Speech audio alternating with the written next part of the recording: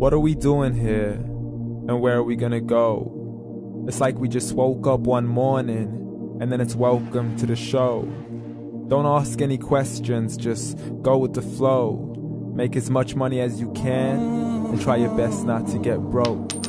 Copy everything you see on the TV, from the hairstyles to the clothes, and don't think too often, just do exactly as you're told.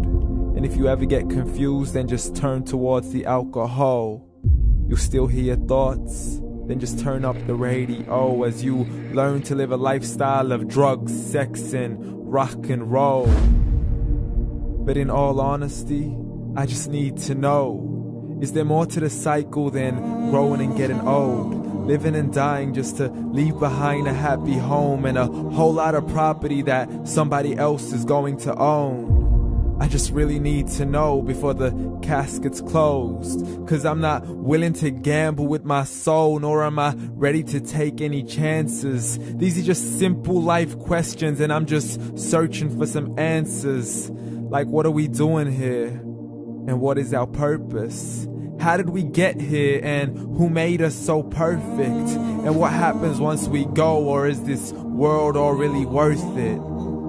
Questions we don't answer because apparently we don't really have to. There's no purpose to this life and our existence is merely natural. Then in that case, please let me ask you, did you create yourself, or was it somebody else who had fashioned you? 'Cause you're a being that's impeccable, faultless and unparalleled. You're a product of supreme intelligence and I'm merely being rational.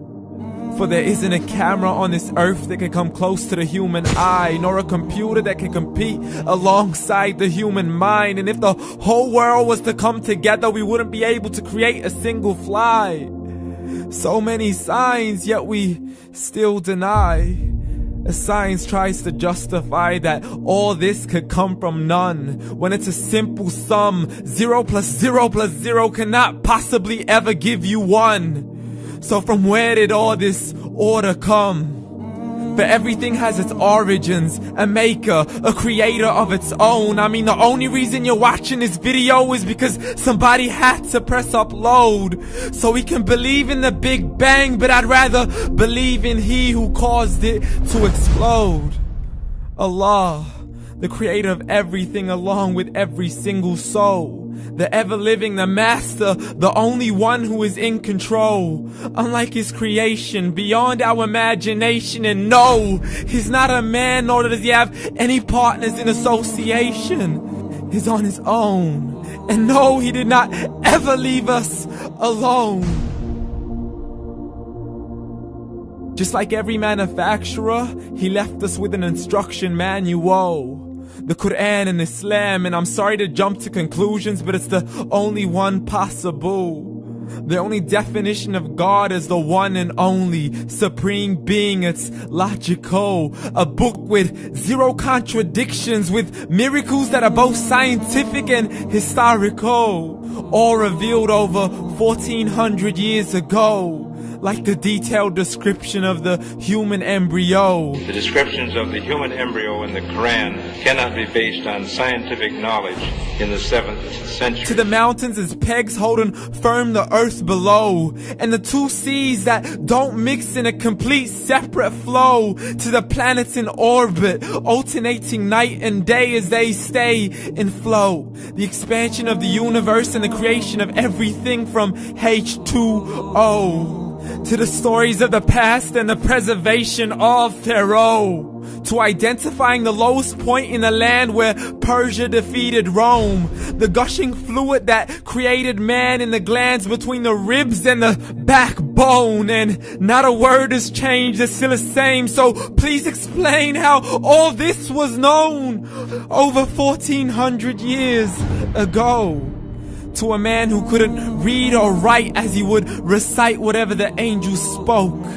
And if you still don't believe, please try to come up with something that's even close. But you can't, so we took God as a mockery and his messengers as a joke.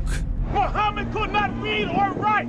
How's somebody who can't read or write gonna start a religion? Dismissed his scriptures as legends and tales of the ancient folk, as we live life according to our whims, desires, and hopes. saying this life is the only home we will ever know. We will live then die, then simply turn to bones. YOLO!